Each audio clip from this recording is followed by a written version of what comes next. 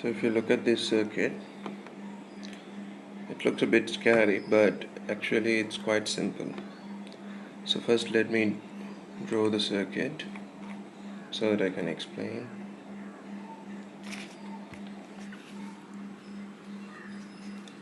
We have two batteries with, not two batteries, it is not two cells, it's a battery with cells, the number of cells we don't know, that's why there are dotted lines.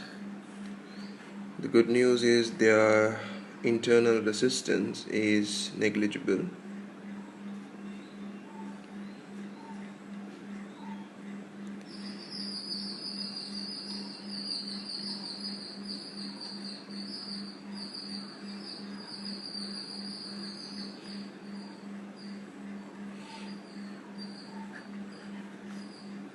We have two lamps.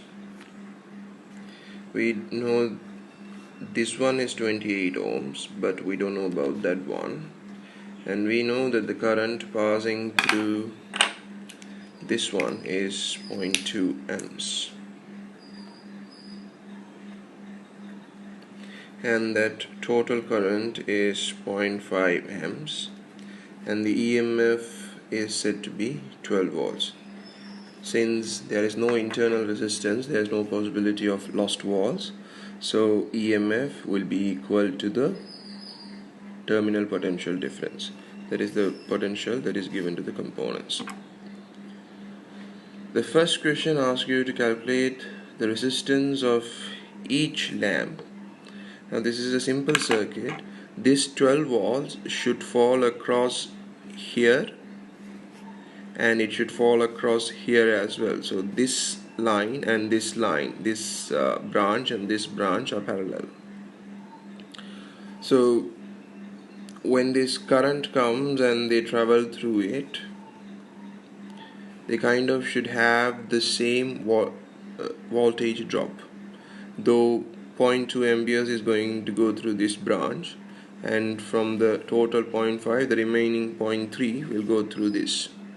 Imagine it like a bunch of birds, 5 birds coming, and they are they are walking on different branches of a tree before they again fly away. The electrons simply come, they go through one branch, then the other branch.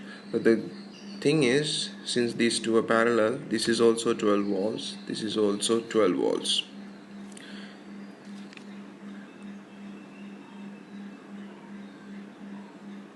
That said, now these two bulbs are identical. So if you take the resistance of one of them as RL, then this one is also RL.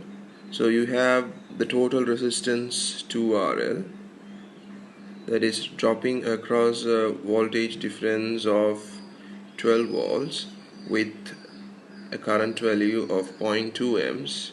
Now that is simple, V is equal to IR. So 12 volts equals 0.2 times 2 RL. So RL is equal to 12 volts divided by 0.4, 120 divided by 4, that is 30 ohms. Simple. Then they are asking you to calculate the total R, again the same idea, but this time we know that it is because of the remaining 0.3 amps. So again, if you follow this branch, the 12 volts should drop across 0.3 times R, IR, plus the same 0.3 amps times 28 ohms. So this should give you an R value of, I don't know, if you do the calculations, it should give you an R value of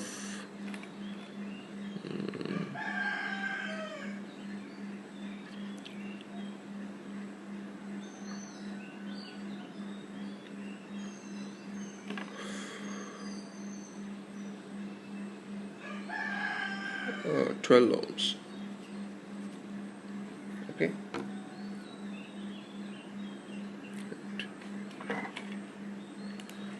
Then they are labeling this part as this point as x and this point as y, and they are asking you to calculate the potential difference between x and y. Now we know that relative to this point, which is all the way same up to this part is 12 volts more until it crosses the lamp or resistor.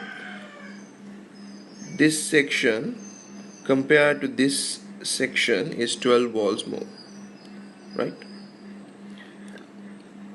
That's why we say if we take this as 0, then the potential difference should be 12, so we take this as 12. But what we don't know is what is the actual potential here, but the difference compared to this would be 12 more. So if we take this as x, this would be x plus 12 volts. So what happens is, now up to this point they have this, compare these 2 points here have the same potential. They're connected to the same point all the way. But once they travel through the bulb and the resistor, the potential loss is different for each. If you compare the bulb, the potential loss would be 0.2 times. We calculated the resistance of the bulb as 30 ohms, so 0.2 times 30, that would be 6 volts. So this is the voltage drop. When it goes from here to here, the decrease in voltage would be 6 volts, right? And if you compare for the resistor, we just calculated the resistance is 12 ohms, so its voltage drop would be 0.3 times 12, that would be 3.6 volts, right? So if you take the voltage here as V,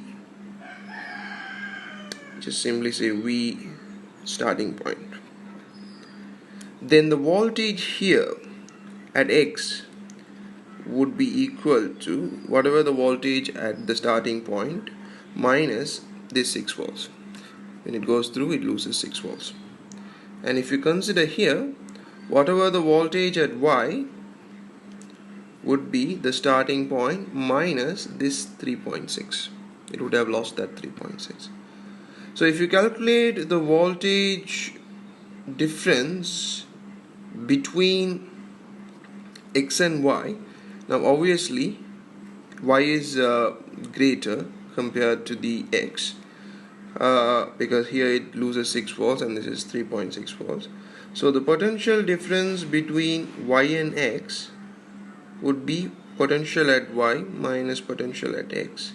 So potential at y would be Vs minus 3.6 minus potential at x would be Vs minus 6, and that would give you, now this Vs and Vs is going to go off, so 6 minus 3.6, that would give you 2.4 volts.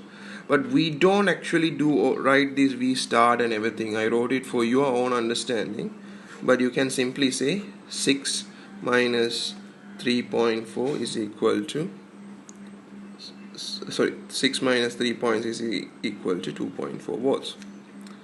Okay, this is enough for the exam. But what is happening is, compared to this point, this one is 6 volts less. Compared to this point, this one is 3.6 volts less. So if you take this as Vs, then we can write it. So this is the actual thing, but it's understood. It goes without saying.